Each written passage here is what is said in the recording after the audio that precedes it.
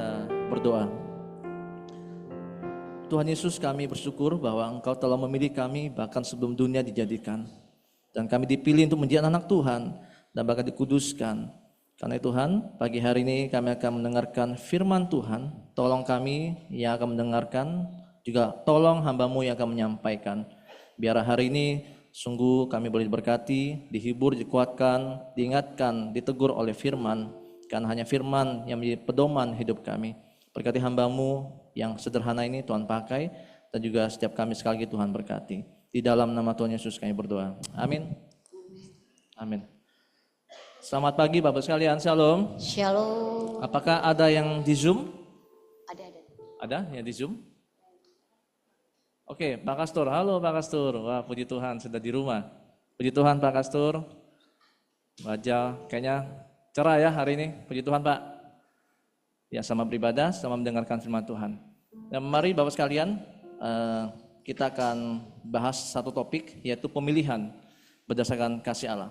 Saudara, kita akan membuka satu firman, yaitu Efesus pasal 1, ayat 3 sampai 14. Efesus pasal yang pertama, 3 sampai 14. Ini ada 11 ayat, saudara. Kita akan baca 11 ayat. Sebelum Bapak Ibu membacanya, saya akan menjelaskan sedikit tentang bagian keunikan dari Efesus 1 ayat 3 sampai 14. Saudara, Efesus 1 dan 3 dan 4 sampai 14 ini adalah merupakan satu kumpulan kalimat yang besar dan dikatakan paling agung.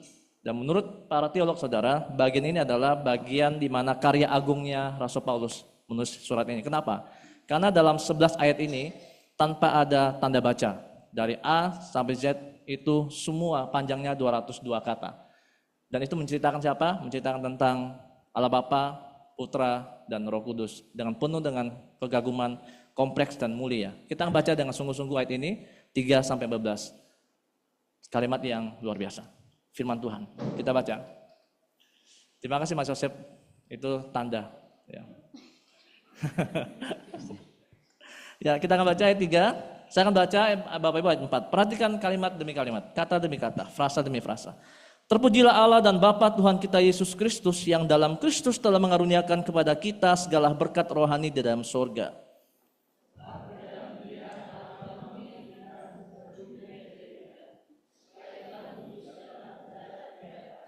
Dalam kasih Ia telah menentukan kita dari semula melalui Yesus Kristus untuk menjadi anak-anaknya sesuai dengan kerelaan kehendak-Nya.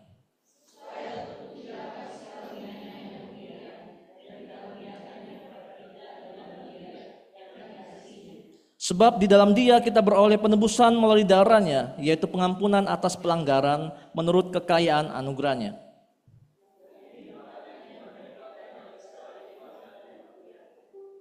Sebab Ia telah menyatakan rahasia kehendak-Nya kepada kita sesuai dengan rencana kerelaan-Nya, yaitu rencana kerelaan yang dari semula telah ditetapkan-Nya di dalam Kristus.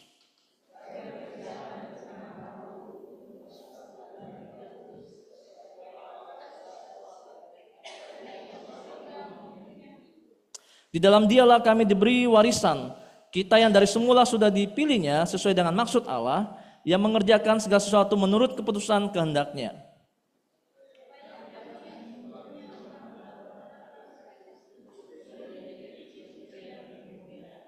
Di dalam Dia kamu juga, karena kamu telah mendengar firman kebenaran, yaitu Injil keselamatanmu.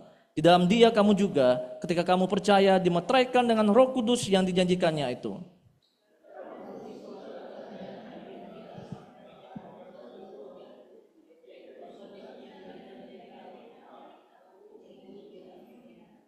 Amin. Demikian pembacaan firman Tuhan. Berbahagialah setiap kita yang boleh membaca, merenungkan dan melakukannya. Bersabdalah Tuhan.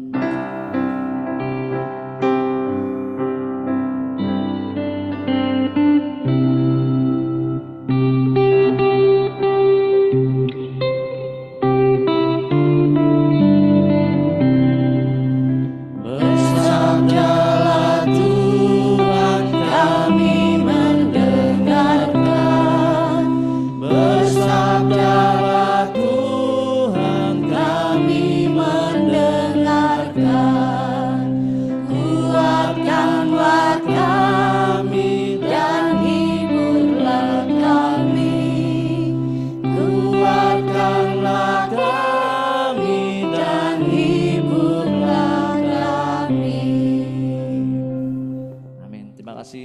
singer, pemain musik. Silakan bisa dulu kembali. Ya. Sekali lagi shalom Bapak sekalian. Sebelum kita lanjut, saya minta pastikan bahwa kiri kanan sudah siap untuk mendengar firman. Karena ini agak sedikit ngajar. Pak Aris bisa ke tembok, enggak apa-apa. Silakan ke kiri kanan bilang, ayo kita siap untuk mendengarkan firman Tuhan. Ya, siap ya. Nah, kalau yang ngantuk, nanti kalau udah mulai ngantuk, tolong langsung segera dibangunkan. Ya. Sebelum dibangunin yang lain. Ya, saudara, kita akan melanjutkan tentang ini, pemilihan berdasarkan kasih Allah. Bapak Ibu kalau masih ingat minggu lalu, Pendeta Rionat berkhotbah tentang apa? Allah itu kasih, betul? Nah, bentuk dari kasih Allah itu dinyatakan dalam pemilihannya. Kita menjadi anak-anak Tuhan. Tapi saudara, ada beberapa pertanyaan penting adalah, bagaimana proses kita dipilih? Mengapa Allah memilih kita? Dan tujuannya apa? Setelah dipilih, saudara ya. Nah, ada dua masalah besar dalam doktrin ini. Yang pertama, ada mengatakan bahwa ketika kita belajar tentang pemilihan, itu membuat kita bebas berbuat dosa. Karena kita dipilih, kita nggak ngapa-ngapain, hanya Tuhan yang bekerja, kita diam. Ini pengajaran yang salah yang pertama. Yang kedua, ada mengatakan bahwa pemilihan membuat apa? Membuat kita merasa bahwa kita ini robot, saudara ya. Karena kita dipilih oleh Allah tanpa kita harus bereaksi apa-apa. Apakah semua itu benar? Kita melihat tentang doktrin pemilihan. Tapi Bapak sekalian, begini. Bagian yang kita baca tadi adalah gambaran, menurut saya gambaran yang paling lengkap tentang Tritunggal. Job desk-nya. Yaitu dipilih oleh Bapa, ditebus oleh Yesus, dijamin oleh Roh Kudus. Dipilih oleh Bapa ayat 3-6 itu bicara tentang Bapa memilih kita. Ayat 7-12 itu bicara tentang Yesus menebus kita. Nanti ayat yang 13-14 bicara tentang Roh Kudus itu menjamin kita, saudara ya. Jadi bagian 3 hal ini kita akan lihat secara detail. Bagaimana pemilihan itu terjadi dan untuk apa kita dipilih oleh Tuhan. Saudara ya, dipilih oleh Bapa, ditebus oleh Anak, dijamin oleh Roh Kudus. Ini ada karya Trinitas, Tritunggal yang luar biasa dan lengkap saudara. Dan itu sudah selesai, saudara ya. Sudah ada yang mengantuk ini, baru mulai. Soalnya agak berat ya topiknya ya. Nah, sekarang kita lihat yang pertama saudara, dipilih oleh Bapa. Saya langsung tutup poin saja di tentang pemilihan saudara. Yang pertama ada sifat pemilihan, yang kedua tujuan pemilihannya. Yang pertama saudara, sifat pemilihan. Faktanya tentang pemilihan. Saudara tahu enggak bahwa kata pemilihan itu bukan hal yang baru dalam Alkitab. Sejak awal Alkitab itu konsep pemilihan sudah ada saudara. Misalnya, Alkitab adalah sebuah buku, bukan hanya buku, firman tentang pemilihan. Tuhan pernah memilih untuk menciptakan dunia untuk kemuliaannya. Tuhan memilih Abraham untuk membawa berkat kepada bangsa-bangsa. Tuhan memilih bangsa Israel untuk apa? Menjadi terang bagi bangsa-bangsa lain. Lebih jauh, Tuhan Yesus juga pernah memilih 12 murid. Betul ya? Dalam pelayanan Yesus. Dan dikatakan bahwa Paulus juga mengatakan, kita dipilih oleh Tuhan. Pribadi lepas pribadi. Untuk apa? Untuk menjadi gerejanya. Untuk menjadi umatnya, saudara. Jadi konsep pemilihan itu sejak awal sudah ada. Jadi bukan hal yang baru saudara. Ini faktanya. Yang kedua saudara, bahwa pemilihan, sifat pemilihan itu adalah misteri. Misalnya saya mau tanya begini.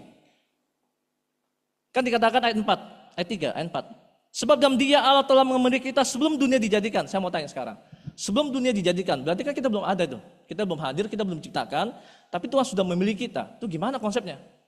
Gimana caranya kita bisa memahami sebelum dunia dijadikan, sebelum kita ciptakan, Tuhan sudah memilih kita.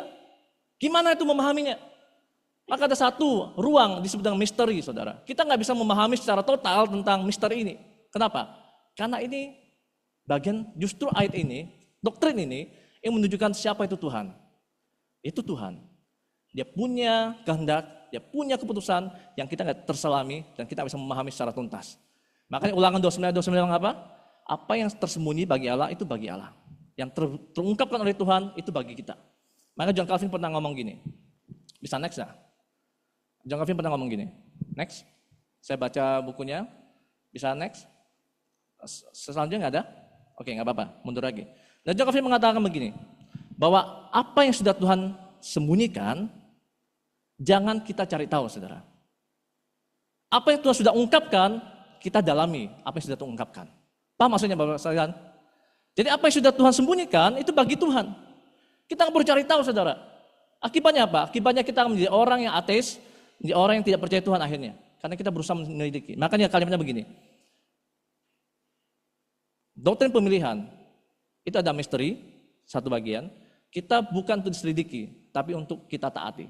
Saya ulangi sekali lagi. Misteri Tuhan, bukan kita untuk selidiki, tapi untuk kita taati. Amin. Nah sekarang kita lihat. Apa yang diungkapkan oleh Tuhan tentang pemilihan. Kita lihat detail demi detail. Kemudian saudara, apa tujuannya saudara? Bukan si faktanya. Yang pertama, pemilihan itu berdasarkan sebelum dunia dijadikan, kemudian dikatakan apa?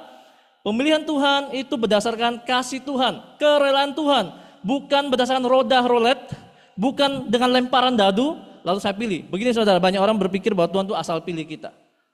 Oh itu karena undian saja, itu karena lemparan dadu. Lempar dadu, oh keluar nama siapa, langsung dipilih oleh Tuhan. Atau karena kebetulan, nah.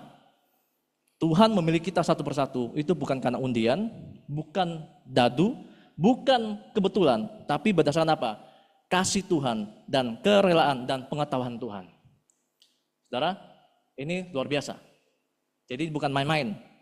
Pemilihan Tuhan bukan sembarangan, bukan kebetulan, bukan asal-asal. Kemudian saudara, fakta yang berikutnya tentang pemilihan. Pemilihan mengajarkan kepada kita bahwa ini membiarkan Tuhan menjadi Tuhan. Ini adalah wahyu Allah, bukan spekulasi manusia. Karena itu, dengan kita memahami itu, membuat kita apa? Membuat kita semakin rendah hati, semakin mengagumi Tuhan, bahwa Tuhan itu memilih kita bukan sembarangan. Ini baru sifat pemilihan. Sekarang tujuan pemilihannya apa? Mengapa Tuhan memilih kita saudara? Ayat berikutnya, ayat yang ke-4b, supaya kita kudus dan tak bercacat di hadapannya. Betul tidak sih? Ketika dipilih Tuhan, dengan kasihnya Tuhan, dengan pengetahuan Tuhan yang luar biasa, yang bukan sembarangan tadi, tujuannya adalah supaya kita dikuduskan, ayat 4b. Nah saudara, kekudusan adalah bukti konkret bahwa kita sudah dipilih oleh Tuhan. Begini, banyak orang berkata, apa sih ciri-cirinya saya dipilih oleh Tuhan? Ciri pertama adalah kita hidup kudus. Itu pasti orang pilihan. Ciri pertama adalah kita dipilih Tuhan karena hidup kudus. Nah ada seorang pendeta saudara. Pendeta ini seorang rektor di Amerika, yaitu STT Fuller. Kalau Bapak tahu STT Fuller, di STI pasti kenal dengan dosen-dosen Fuller. Pernah mengatakan demikian. Dia membuat satu kalimat yang bicara tentang kekudusan. Dia bilang begini, jika Tuhan telah memilih kita, dia tidak memilih kita untuk tetap berdosa, tetapi untuk menjadi kudus. Adalah suatu kesalahan jika kita mengatakan bahwa kita bebas berbuat dosa setelah dipilih. Tuhan tidak pernah memilih kita untuk terus-menerus berdosa. Kita diciptakan dalam Kristus Yesus untuk melakukan pekerjaan baik yang ditentukan Allah sebelumnya. Misalnya Efesus pasal 2 ayat 10 dikatakan. Oleh karena itu, ujian pemilihan kita adalah buktinya adalah kekudusan hidup kita. Tanda bahwa kita dipilih adalah hidup yang kudus, saudara. Maka kita mau bicara, tandanya apa sih saya dipilih Tuhan? Hidup kudus. Maka dia lanjutkan kalimatnya. Jika ada yang mengatakan, ada yang paling menghargai tentang kebencian, misalnya dia benci dengan seseorang, dan dia bertekad tidak mau mengampuni, maka dia berani mengatakan bahwa dia bukan orang Kristen. Jika seseorang yang materialis, yang berkomitmen untuk apa? Untuk kebahagiaan terbesarnya adalah sesuatu yang memanjakan dirinya, membungkus tubuhnya dengan pakaian yang mewah, dengan menghabiskan seluruh pikirannya tentang mobil, pakaian, rumah, itu semua tidak salah sebenarnya. Tapi kalau itu menjadi dasar kita, saudara, bukan lagi Tuhan, berarti saudara bukan orang pilihan. Menurut rektor ini, bahkan dia berani bilang gini, bagi orang yang sensualis, yang kecanduan pornografi, yang ngomong kotor dan segala macam, itu dikatakan dia pasti bukan orang kudus, pasti bukan orang pilihan. Nah, saudara, sekarang saya tanya, apakah Bapak Ibu khawatir untuk hidup kudus? Bapak Ibu takut dah hidup kudus? Pernah ketakutan dah hidup kudus? Enggak tahu harusnya kan? Sejauh mana kita mengembangkan hidup kekudusan ini, saudara? Nah, saya memberikan satu ilustrasi begini contoh. Saya mengamati berapa kali jemaat misalnya kalau tepuk tangan pas ibadah. Dari tepuk tangan saya bisa tahu Bapak Ibu profesinya apa. Dulu lah profesinya apa. Ini katanya bercanda, ya memang bercanda sedikit. Saudara, tepuk tangan kalau orang yang dulu pelihara burung, pasti tepuk tangannya agak cepat. Saudara. Gimana kalau tepuk tangan pelihara burung? Oke, sorry, saya harus pakai ini ya. Biasa merpati, saudara. Pasti profesinya dulu ada pelihara burung. Dari tepuk tangan saya tahu Bapak Ibu dulu profesinya apa? Ada yang dulu profesinya seorang ini apa nih profesinya apa nih? Profesinya apa? Bukan, tukang kue, karena lengket tepung. Ya, saudara ya. Terus, saya tahu profesinya itu apa? Dia mungkin pemain apa? Gendang atau sebagainya.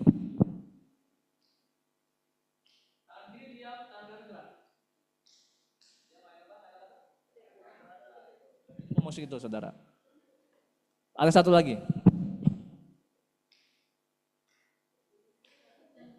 Apa? Profesinya apa? Itu lansia ya, biasa lansia. Minta maaf ya lansia. Biasa tepuk tangan begitu. Ya, Allah itu baik. Kita ikut. Nah, saudara, dari situ kita kelihatan profesinya apa, saudara? Ini yang cuma bercanda. Nah, begini, saudara. Kita tahu bahwa ini kita orang pilihan atau tidak. Lihat dari ciri-cirinya. Cirinya apa? Hidup kudus, saudara. Hidup kudus. Itu kata Alkitab. Makanya Tuhan memanggil kita, memilih kita untuk apa? Untuk hidup kudus, saudara. Makanya saudara, ini perjuangan kita bersama. Harus hidup kudus. Nah, setelah tujuan pertama hidup kudus, kita lanjutkan tujuannya adalah untuk menjadi anak-anak Tuhan. Atau kata adopsi, saudara. Adopsi. Nah, tujuan besar dari adopsi, atau diangkat menjadi anak Tuhan ya, ayat 5. Coba perhatikan ayat 5. Dalam kasih ia telah menentukan kita dari semula melalui Yesus Kristus untuk apa? Untuk apa? Menjadi anak-anaknya, saudara. Jadi setelah kita dikuduskan, kita menjadi anak-anaknya, diadopsi, saudara. Adopsi adalah konsep di mana Romawi, zaman Romawi itu sering dilakukan. Pernah ada satu kisah luar biasa. Misalnya Julius Caesar, seorang pemimpin Romawi, pernah mengangkat Octavianus sebagai anak angkatnya untuk menjadi tata ahli warisnya, saudara. Nah, konsep tentang adopsi itu bukan sekedar hanya mengambil jadi anak, bukan, tapi benar-benar mensahkan menjadi anaknya, dan setiap warisan itu diberikan kepada yang sudah diadopsi, saudara. Dan kata adopsi dalam Alkitab hanya ada 5 kata, 5 kali dikatakan oleh Paulus, saudara ya. Dan salah satunya ada di sini, bahwa kita diangkat menjadi anak-anak Tuhan. Saudara, kita bukan hanya dipilih untuk hidup kudus, tapi menjadi anak-anaknya. Nah, ini konsep yang menurut saya cukup mengejutkan, dan bukan hanya mengejutkan, tapi membuat kita terkagum-kagum. Kok bisa loh Tuhan mau mengangkat kita menjadi anaknya? Kita siapa sih? Kita diangkat menjadi anaknya. Ada satu kisah nyata, saudara. Bisa next. Seorang misionaris bernama Egerton Young. Dia pernah menginjili satu suku Indian di Kanada. Suatu saat dia menyampaikan tentang kasih Bapa. Dia bilang, saudara, Bapak Ibu kalau mau bertobat, mau diakui, diampuni dosanya, percayalah kepada Tuhan Yesus, karena Dia penuh dengan kasih. Dia adalah Bapa kita. Tuhan kita adalah Bapa kita, Dia memanggil Bapa. Waktu pasukan itu mendengar tentang Bapa, kasih Bapa, dia lalu panggil. Sini saya mau ngomong, dia bilang. Tadi kamu barusan bilang kasih Bapa. Kamu Tuhanmu adalah Bapa. Terus kata yang bilang, iya. Tuhan kami panggil Bapa. Selama ini, dia bilang, saya kalau menyembah angin atau gunung, apapun, kami tidak pernah panggil Bapa. Tapi saya baru kali ini ada dengar Tuhanmu adalah Bapa. Apakah itu Bapamu? Iya, itu Bapa saya. Apakah juga bisa menjadi Bapa untuk suku kami? Kata kepala sukunya. Pendeta yang bilang bisa. Bapa itu bisa menjadi Tuhan. Menjadi Bapa juga untuk suku ini. Apa yang terjadi? Kepala suku ini menangis karena dia tidak pernah merasakan kasih Bapa, saudara. Ketika dia mendengar kasih Bapa, dia tersentuh. Dan dia bilang, oh ya, baru sekarang saya bisa tahu, bisa memanggil Bapa. Kedekatan, relasi yang dekat. Dia menangis dan dia bertobat, dan seluruh suku itu bertobat, saudara. Ini kisah nyata, hanya karena kasih Bapa. Nah, saudara, tentang konsep ini bahwa kita diangkat menjadi anak Tuhan, diadopsi, kita boleh panggil Bapa. Harusnya ini membuat kita menangis loh. Kita ada orang yang ditelantarkan, kita orang-orang gelandangan, orang berdosa, tapi Tuhan angkat kita menjadi anaknya. Anak yang menjadi salo ya, dengan darahnya melalui Yesus Kristus. Harus membuat kita panggil Bapa. Bapa. Adopsi kita sudah lengkap, dan kita anak-anak Tuhan selamanya. Identitas kita menjadi anak Tuhan tidak pernah tergantikan oleh apapun dan siapapun, kapanpun. Kita tidak pernah berubah identitas kita. Kita tetap anak Tuhan sampai selama-lamanya. Sudah lengkap, sudah sah, saudara. Nah, karena itu kita sekarang lihat, setelah kita diadopsi, bagaimana karya Tuhan Yesus? Poin yang kedua, kan tadi kita dipilih oleh Bapa. Sekarang kita ditebus oleh Yesus Kristus. Ayat 7-12 itu melanjutkan tentang adopsi kita menjadi anak Tuhan. Lalu apa yang dilakukan oleh Yesus kepada kita, saudara? Menarik sekali ketika kita baca ayat 7 sampai yang ke-12, itu menurut saya, itu lengkap doktrin apapun sudah ada di situ. Kalau kita belajar kristologi juga semua sudah ada di sana. Kita lanjutkan begini saudara. Yang pertama, bahwa kita ditebus, betul gak sih? Ayo kita baca. Ayat yang ke-7. Sebab di dalam Dia kita beroleh penebusan melalui darahnya, yaitu apa? Pengampunan atas pelanggaran menurut kekayaan anugerahnya. Ayat 8. Yang dilimpahkannya kepada kita dalam segala hikmat dan pengertian. Ayat 7 ayat 8 kita akan bahas begini saudara. Ketika kita sudah diadopsi menjadi anak Tuhan, ternyata Tuhan Yesus melanjutkan tugasnya, yaitu apa? Menebus kita. Kata penebusan itu hal yang penting. Tanpa ditebus, kita tetap orang berdosa. Tanpa ditebus, kita tetap budak dosa. Tanpa ditebus, kita tetap bukan siapa-siapa. Ketika kita ditebus, maka kita layak di hadapan Tuhan. Ada satu kisah nyata juga, saudara. Seorang anak kecil, itu tinggal di sebuah kota danau besar. Saya menjelaskan tentang penebusan supaya kita paham. Mengapa sih penting penebusan? Anak kecil ini senang dengan air dan berlayar. Dia hobinya tentang berlayar. Dan di danau itu dia melihat banyak orang naik perahu. Lalu dia berpikiran untuk membuat suatu perahu kecil dari bahan-bahan yang ada dengan papannya. Ketika membuat itu bagus dengan bantuan airnya, dia habiskan berbulan-bulan untuk membuat sebuah kapal itu yang indah. Lalu dia mulai melayarkan di tepi danau itu di dekat rumahnya. Ya, saudara, suatu hari tiba-tiba saudara angin kencang, perahu kecil itu jauh, akhirnya terbawa ke tengah danau dan menghilang dari pandangannya. Jadi sudah kehilangan kapal itu. Dalam keadaan putus asa, anak ini bilang apa? Dia pulang, dia hatinya hancur. Kenapa? Karena barang kesukaannya dia yang telah dia buat sama bapaknya tadi, itu hilang, saudara. Lalu hari demi hari dia berjalan di tepi danau terus mencari mana perahunya yang hilang tadi, tidak ditemukan. Tapi menariknya, suatu saat dia ke pasar, di sebuah toko di mana tempat-tempat barang-barang bekas dijual. Di situ, saudara, dia temu layar perahunya. Loh, kok bisa di situ? Ternyata ditemukan orang lalu dijual di barang bekas. Udah ada tanya sama penjualnya, Pak, ini saya mau beli perahu ini, berapa jualnya? Lalu pembelinya dia kasih seharga sedemikian, tapi dia nggak punya cukup uang. Dia bilang, oke Pak, tolong jangan dijual kepada siapa-siapa, saya akan membelinya, tapi izinkan waktu saya minta 3 hari. Dia bekerja, dia cari uang tambahan, kumpulkan uang untuk bisa menebus barangnya tadi yang ditemukan orang lain tadi, saudara. Kemudian setelah dia 3 hari kemudian dia balik lagi, lalu dia beli, setelah beli dia dapatkan kapal itu, lalu dia bilang apa? Akhirnya kesayangan saya kembali ke pelukan saya. Saya membuat perahu ini dan saya temukan dan ini menjadi milik saya. Saudara, itu kata penebusan. Sama halnya tentang kita. Kita dulu saudara juga terhilang, kita orang tersesat, tapi ditemukan kembali oleh Tuhan Yesus. Kita ditebus dengan darahnya yang mahal. Dan kita sekarang menjadi milik Tuhan. Kita ada kesayangan Tuhan Yesus. Kita adalah miliknya Tuhan Yesus. Coba bilang ke kiri kanan, kita adalah kesayangan Tuhan Yesus. Ya, karena kita ditebus, saudara. Gak mungkin kita mau ditebus kalau kita nggak berharap, kalau kita nggak disayang. Makanya dia sayang kita, dia tebus kita, saudara. Kalau nggak dibiarkan hilang aja, kan begitu. Nah, penebusan ini, saudara, membuat kita yakin bahwa Yesus tidak main-main dengan kita. Yesus sungguh-sungguh mengasihi kita. Dengan darahnya mahal, misalnya 1 Petrus 1 ayat 18-19 dikatakan, bukan dengan barang fana, betul? Bukan dengan emas perak, tapi dengan darah Kristus yang berharga, dia mati buat kita. Bukan barang yang sia-sia. Artinya Yesus sungguh mengasihi kita, dia tidak main-main, dia menebus dengan hidupnya, saudara. Penebusan Yesus itu di dalamnya ada pengampunan. Ayat berapa tadi? Ayat 7? Yaitu pengampunan atas pelanggaran. Pengampunan, saudara. Pengampunan ini menurut saya luar biasa. Karena kita ditebus, kita diampuni. Bapak Ibu tahu ada seorang tokoh yang pernah bekerja dengan Hitler, itu pernah membuat merasa kesalahan nggak pernah hilang dalam dirinya. Coba lanjut. Hitler. Bisa next ya? Ada temannya Hitler, bukan teman, menteri pedangan perangnya Hitler, bernama Albert Speer. Dia pernah dijadikan arsitek pribadinya si Hitler. Hitler kan membunuh berapa juta orang kan. Nah, di dalam proses dia menjadi asisten pribadi, khususnya tentang arsitek. Dia membangun segala tempat untuk membangun alat militernya, membangun gudang militernya, dan sebagainya. Tujuannya apa? Untuk membangun Jerman, membangun Nazi, supaya Nazi semakin berkembang. Dan dia terlibat dalam pembunuhan banyak orang, saudara. Kemudian dia ditangkap. Setelah berapa orang ditangkap, termasuk dia ditangkap, Albert Speer ini, lalu dia diwawancarai sama seorang reporter tentang bagaimana perasaanmu setelah kamu keluar dari penjara ini.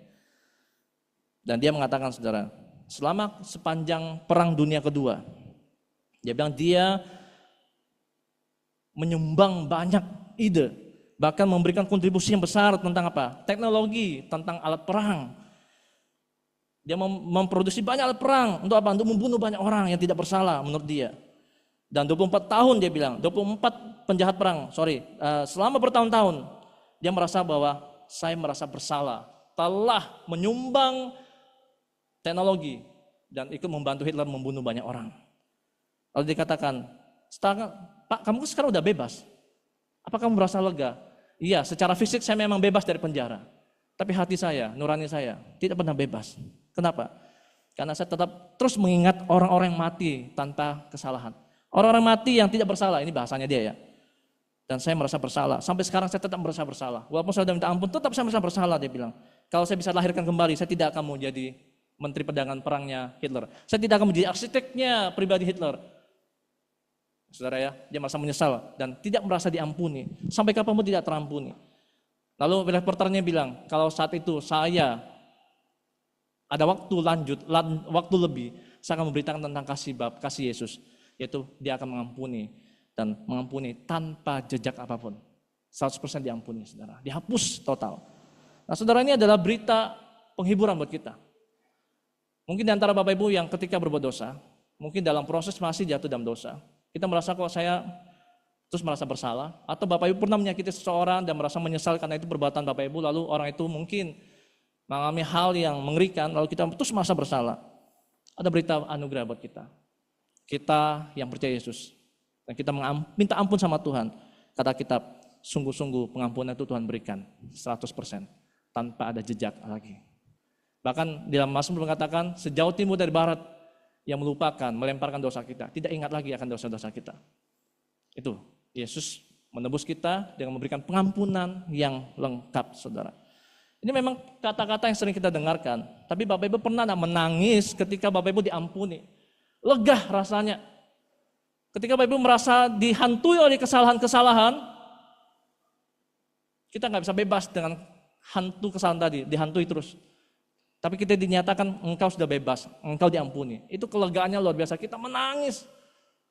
Dan saya mengalami hal itu, saudara. Saya menangis tersusun dan saya diampuni, saya diterima kembali. Diangkat kembali, saudara. Kalau kita mengalami tentang pengampunan, itu luar biasa. Kita akan menangis tentang pengampunan Tuhan. Nah, berikutnya, saudara, pengampunan Tuhan itu ke atas dasar apa? Atas dasar kasih karunia. Kita baca kasih karunia. Ayat 7b, 7c. Menurut kekayaan anugerahnya, ya, dilimpahkannya kepada kita. Kekayaan anugerah, saudara. Sekarang saya mau tanya, Tuhan itu menebus kita, mengampuni kita dari kekayaannya, dari kekayaan anugerahnya atau seluruh kekayaan anugerahnya? Dikatakan menurut kekayaan anugerahnya, artinya seluruh kekayaan Tuhan berikan yang terbaik, yaitu Yesus Kristus. Nah, untuk mengenal atau mengerti hal ini, ada satu kisah nyata. Coba bisa next ya. Ada bernama John Rockefeller. Nah, Bapak Ibu kalau pernah belajar sejarah, dia seorang miliarder, seorang terkaya di dunia saat itu pada abad 18-19, dan dia pernah meninggalkan hartanya itu 400 miliar dolar. Berarti setara 6 triliun di zaman itu, saudara. Abad 18 6 triliun itu besar banget gak sih? Besar. Dia punya pabrik minyak bumi, saudara. Namanya Standard Oil Company, dia punya pabrik itu saat itu. Kaya banget, terkaya saat itu, abad 18. Tapi menariknya, foto yang sebelahnya, saya baca ini, dia sudah tua, lalu pakai topi, pakai jaket, dia memberikan apa atau enggak? Berikan uang berapa dolar kecil kepada anak kecil. Dan ini dilakukan berulang-ulang kali supaya dipotret, saudara, supaya dipotret. Lalu dia berkata, coba sebarluaskan, ini saya berbuat baik, saya sedang berbuat baik. Nah, pertanyaan saya adalah, si Rockefeller ini, dia memberi dari kekayaannya, atau dia memberi sesuai dengan kekayaannya? Kan kekayaannya kan banyak tuh, harusnya dia bisa memberi lebih kan, harusnya kan bisa kan?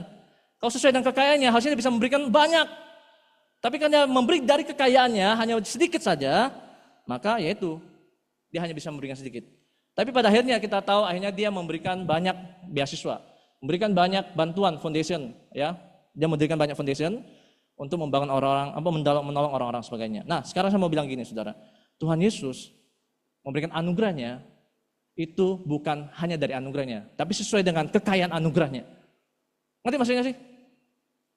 Kekayaan anugerah itu melimpah, yaitu Yesus Kristus anaknya satu-satunya. Tapi diberikan kepada kita, saudara. Bukan kasih sedikit loh, kasih full kepada kita. Dan itu anugerah, luar biasa anugerah. Kekayaan anugerah Tuhan, itu yang membuat kita apa? Semakin kita mengagumi Tuhan. Nah, karena itu Bapak sekalian, pelajarannya adalah bagaimana kita meresponi semua itu. Kita sudah dipilih oleh Bapa, kita dikuduskan, kita diadopsi, kita ditebus oleh Yesus, kita diberikan pengampunan dari kasih karunia yang kekayaan kasih karunia-Nya full dan diberikan kepada kita, maka harusnya kita lakukan apa? Merayakan semua itu. Tahu merayakan tak sih? Merayakan. Bapak Ibu kalau misalnya sudah pernah enggak kalau di suku-suku tertentu ketika udah hasil panen, dapatkan banyak, terus apa yang mereka lakukan? Perayaan. Menikmati, mengucap syukur karena sudah mendapatkan banyak berkat. Sama, Bapak Ibu ketika sudah menerima berkat yang terbesar dari sumber kekayaan Tuhan, yaitu anugerah Tuhan, kita harus merayakan. Makanya pas ibadah, pelayanan, sungguh-sungguhlah kita pelayanan. Karena itu bentuk dari kita merayakan kebaikan Tuhan, anugerah Tuhan. Sebagai penutup saudara, ini ada yang ketiga, yaitu apa? Kita dijamin oleh Roh Kudus. Dijamin oleh Roh Kudus. Ayat 13, 14, kita akan baca sebentar. Minta tolong satu orang bisa membaca ayat 13, 14. Efesus pasal 1, 13, 14 bisa dibacakan.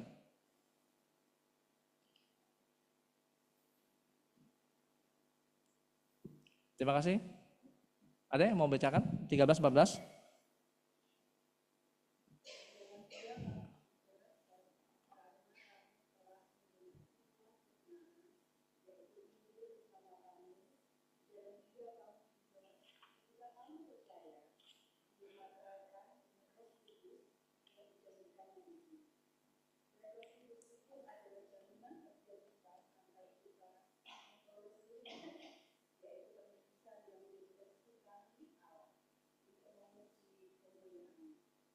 Amin. Terima kasih Bunda. Nah, saudara kita lanjut. Setelah kita ditebus oleh Bapa, setelah kita dipilih oleh Bapa, ditebus oleh Anak, sekarang yang terakhir ada dijamin oleh Roh Kudus. Artinya apa? Setelah yang kita terima pengampunan tadi, itu dijamin. Kita menjadi anak Tuhan dijamin, disegel saudara. Dia ada kata penyegelan. Kalau bahasa Inggris dan bahasa Yunani ada kata segel. Sebuah surat zaman di dunia kuno saudara, ketika mengatakan bahwa ini milik saya atau tidak, ketika ada segelnya, ada tandanya, capnya. Oh ini capnya, ini punya siapa, kelihatan banget segelnya saudara. Nah segel kita saudara sudah dicap oleh darah Kristus, maka kita menjadi miliknya Tuhan.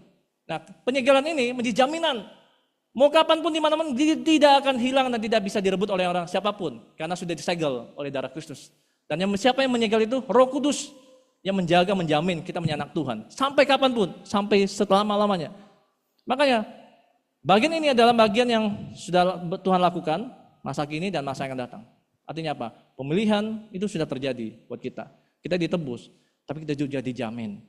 Bapak Ibu kalau misalnya gini, oh ada saudara keluarga saya kok tinggalkan Tuhan. Kita belum bisa menentukan. Nanti kita lihat akhir hidupnya. Kalau dia memang orang pilihan, pasti dia akan dijaga, dijamin oleh Tuhan, dia akan balik lagi. Kembali kepada Tuhan Yesus. Saudara, siapapun kita hari ini, ketika kita belajar tentang pemilihan, harusnya apa? Membuat kita semakin yakin dan tidak takut lagi untuk kehilangan keselamatan.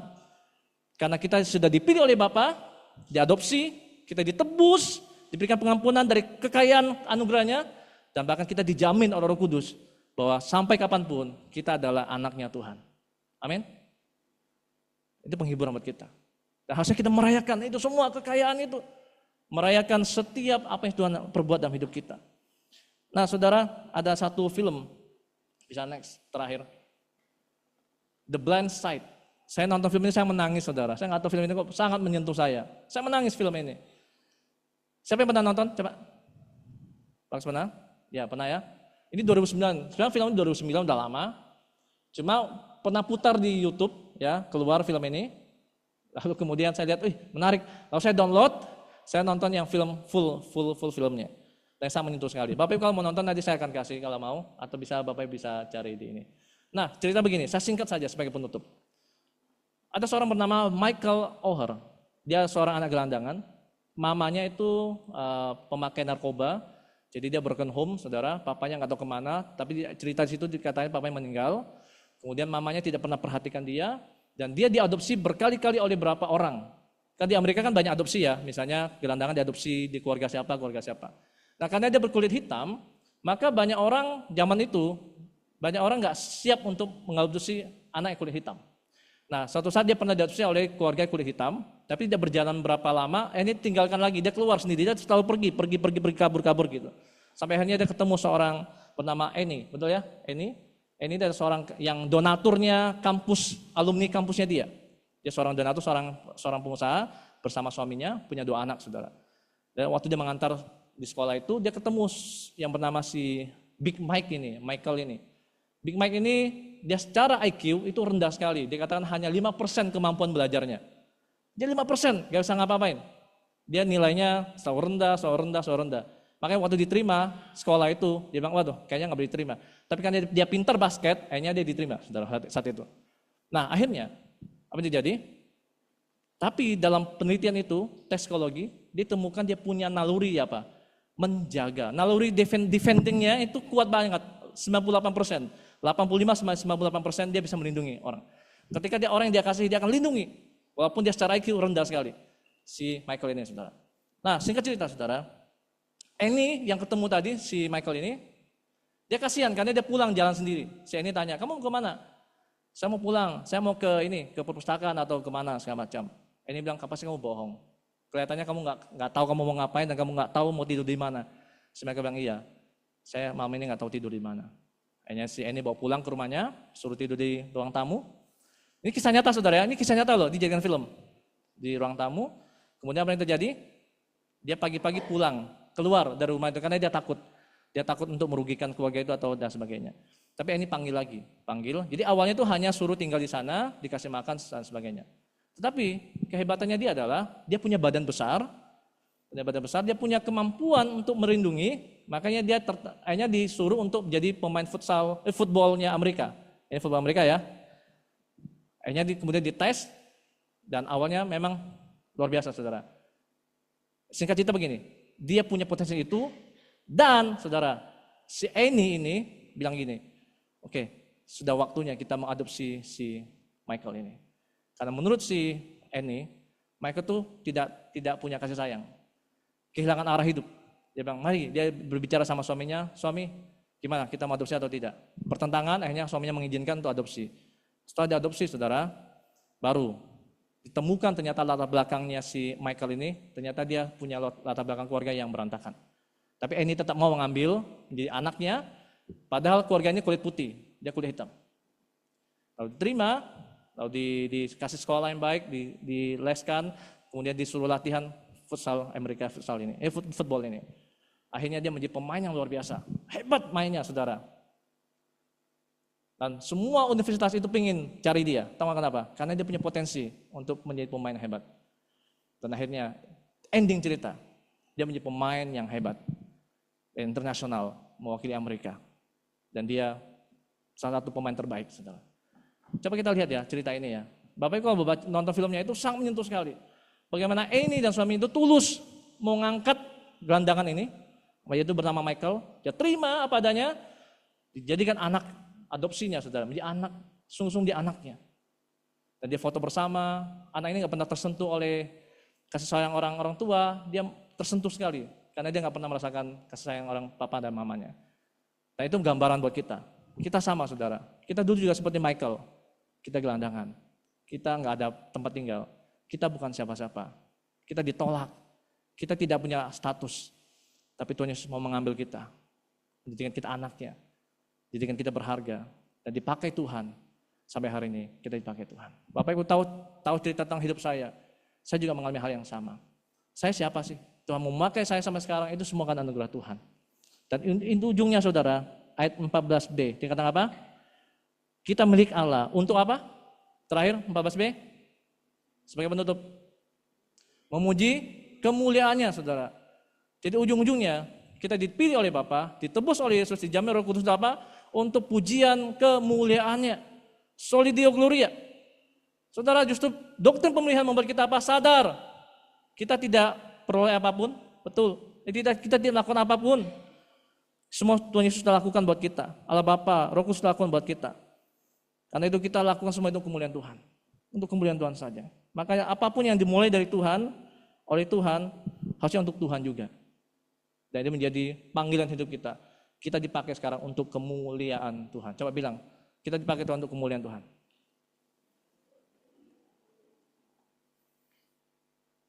Doktrin ini membuat kita semakin rendah hati. Doktrin ini membuat kita semakin bersyukur, merayakan apa yang sudah Tuhan berbuat dalam kita. Amin. Nah, pemilihan atas kasih Allah, pemilihan atas berdasarkan kasih Allah itu dimulai dari dipilih oleh Bapa, ditebus oleh Yesus dan dijamin oleh Roh Kudus. Dan semuanya adalah untuk kemuliaan Tuhan. Kita akan baca penutupnya, kalimat penutup. Next. Yuk, 1, 2, 3. Akhirnya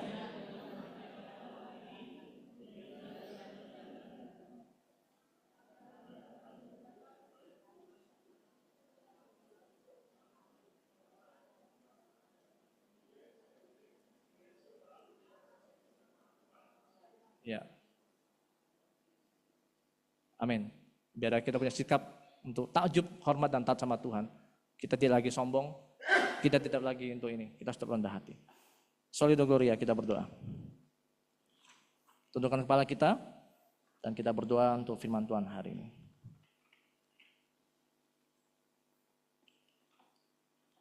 Bapa kami surga, kami bersyukur pagi hari ini kami sudah menjelaskan, hamba-Mu sudah menjelaskan firman Tuhan dan kami sudah mendengarkan firman Tuhan.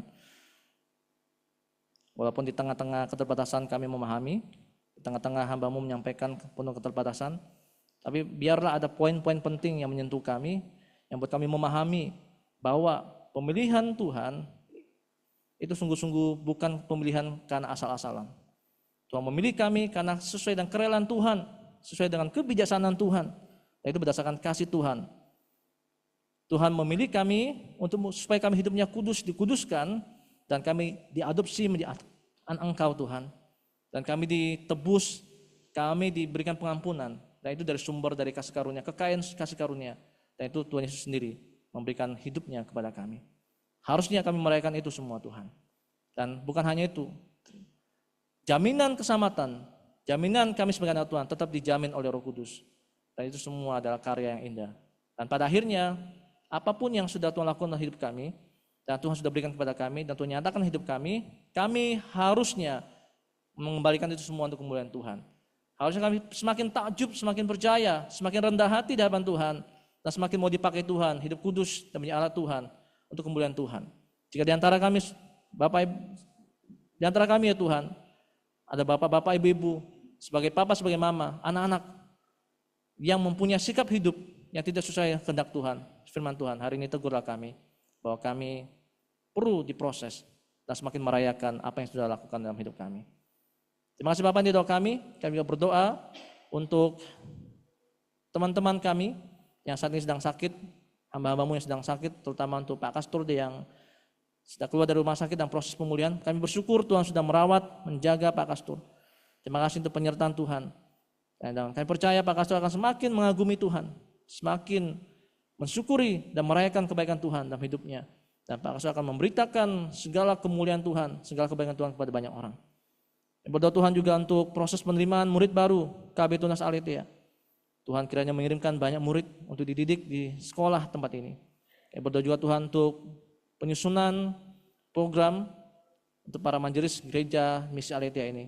Berdoa supaya benar-benar program disusun, boleh memberkati jemaat dan membekali proses pembangunan tubuh jemaat di tempat ini. Dan lagi-lagi untuk kemuliaan Tuhan. Terima kasih Bapak, berkati kami semua, juga untuk hamba-Mu yang berulang tahun di minggu ini, untuk Bapak Rafael Morris Cardoso, 5 Februari. Tuhan berkati hamba-Mu yang saat ini sedang ada di luar negeri, Tuhan berkati. Tuhan berkati dalam usaha yang dirintis, juga untuk istri dan anak-anak, Tuhan yang memberkati. Supaya hamba-Mu semakin mengandalkan Tuhan dan semakin memuliakan Tuhan. Ini doa kami Tuhan, kami berdoa seperti Tuhan Yesus ajarkan kami berdoa.